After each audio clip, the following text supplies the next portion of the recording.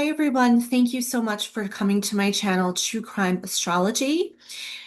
And thank you to everyone who tuned into my last video on the natal chart I did of Nick Reiner. I really loved and appreciated all your feedback and your thoughts. As some of you have asked for, I am going to be doing a video today on the synastry between Nick and his father, Rob Reiner. Now, I do have Nick in the inner ring here at the same birth time at 12 o'clock p.m. Some of you had asked about that, so I don't have him as a Scorpio rising just for kicks. I did think that it made sense given where the planets are in the houses that Scorpio rising could be accurate for him, but we don't really know for sure. And the reason I have him at 12 o'clock p.m. is that I was taught that if you have a celebrity or public figure and you don't know the birth time, the most accurate way to guess is to put them at a 12 o'clock p.m. birth time. If you've heard of what a solar chart is, that is when you put someone's birth time on the sunrise in the ascendant. So that is another way to kind of be able to have a birth time, gather information about somebody. But for a celebrity, it's at 12 o'clock p.m. because it's more likely for their sun to be more elevated in the chart. Now, for Rob Reiner, I do have him at 10 p.m. Birth time on March 6, 1947. That is not, from what I saw, that's not 100% reliable, but that is the most accurate birth time that I could find for Rob Reiner at this time. And so he is on the outer ring. Now, I do want to say that I looked more into Nick's progressions at the time of the murder. And I'm going to get into that at the end of the video. But based on that, I do wonder if he was born a little bit later. I don't love the houses that the planets were in for when I think he may have been born based on his progressed moon and the aspects it was making at the time of the murder. But that is something that I can talk about, and I will talk about at the end of the video because I want to talk about his progressed moon making some aspects here to Rob Reiner's chart.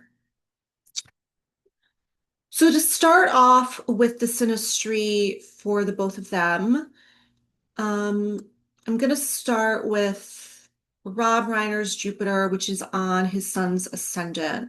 And it is, of course, on his Pluto as well, and I'll get into that.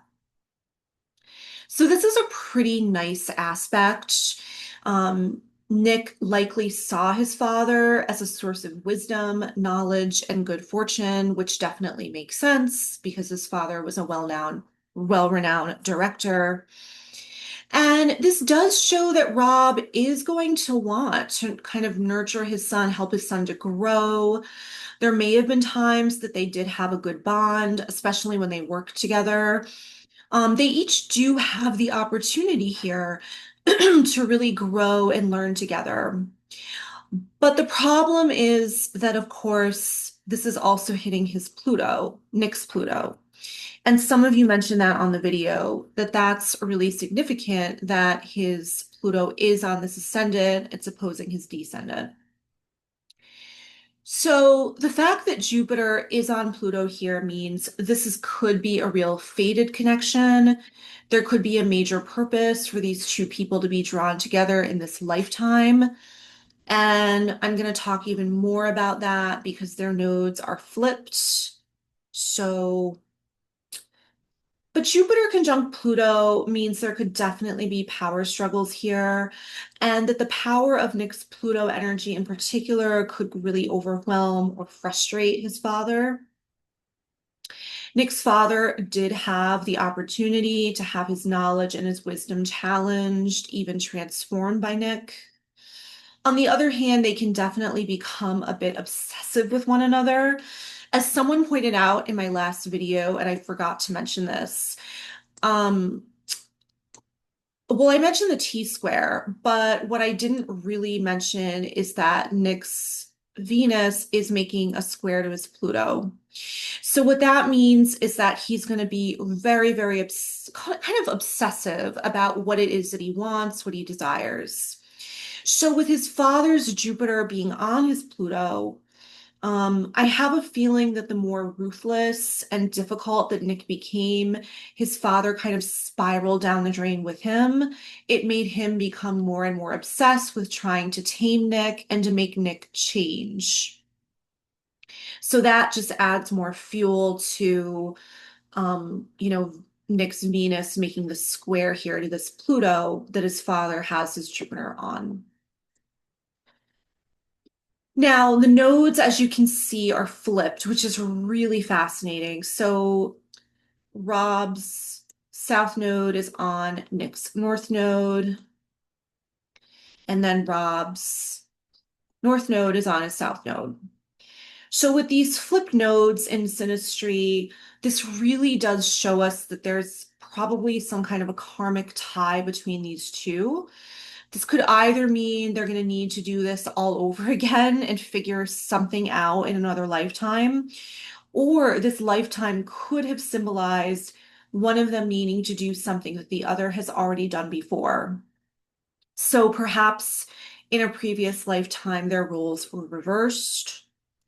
This aspect really does just glue people together, and they've either completed something karmic in this lifetime, or they're just locked together in this eternal battle, and they're going to keep doing this to each other, which would suck.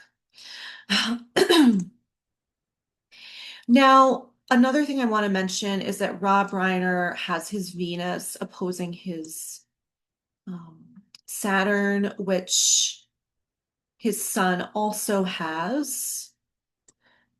Interestingly, again, it's flipped. So his Venus is in Leo, Saturn Aquarius, whereas his father's Venus is in Aquarius, Saturn being in Leo. I just think one of the things that's interesting here is that this shows how two people can have the same aspect, but have completely different lives. So in other words, Nick could have been another Rob Reiner, but he ended up getting into drugs and having a drug problem, which I think in large part really was an obstacle for him and is an obstacle for him. And another thing people brought up that was really key, which I missed, is that his son is making this trine to Neptune conjunct Uranus. So this is definitely someone who tends to escape into addiction. But the fact that it's conjunct Uranus for me means that he tends to get lost in addictions that are different. He could, really experiment with a ton of different things, a ton of different drugs. Um, and he can really find new ways to get lost and to escape into something.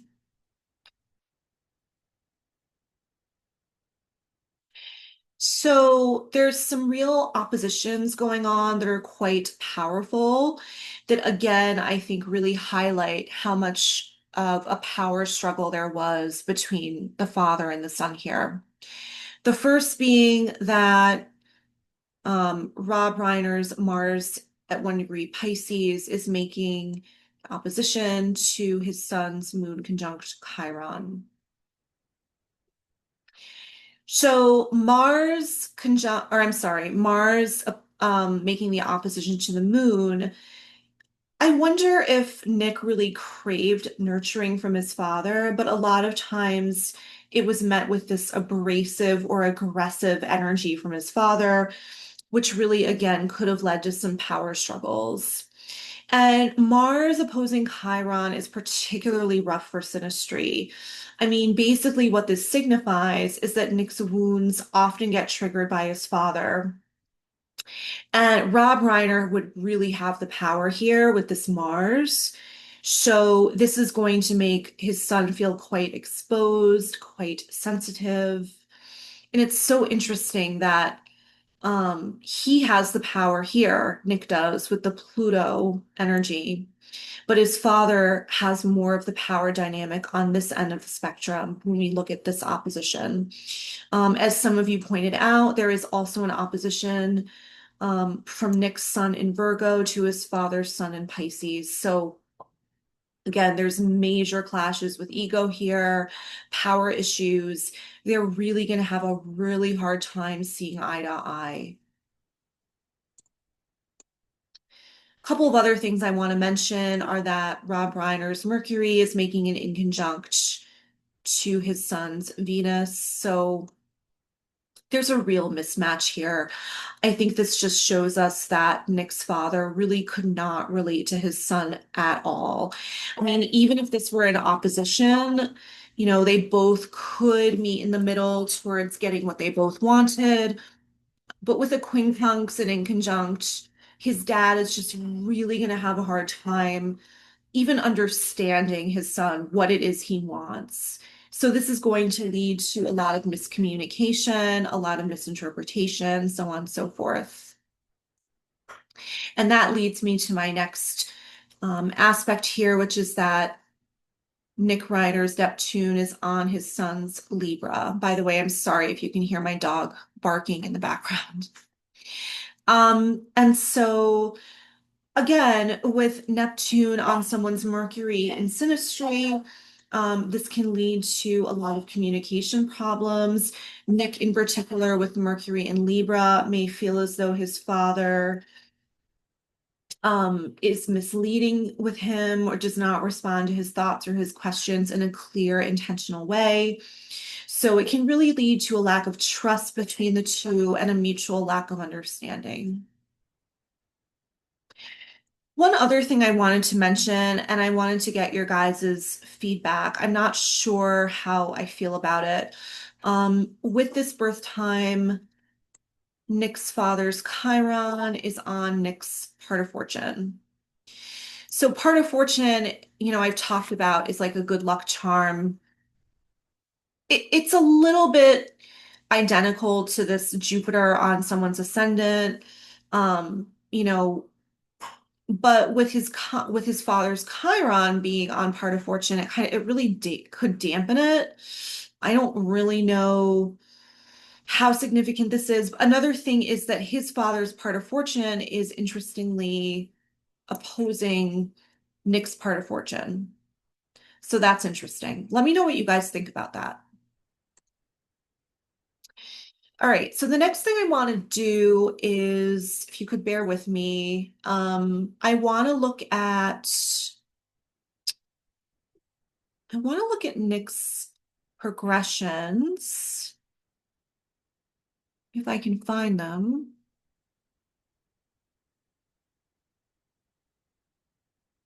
Okay, took me a minute.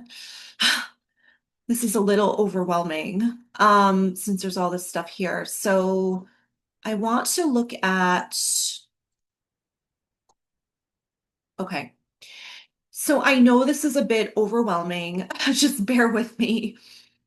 I wanted to point out, first of all, for Nick's progressions, I mean, we see this Scorpio stellium, so that is very timely for the murder.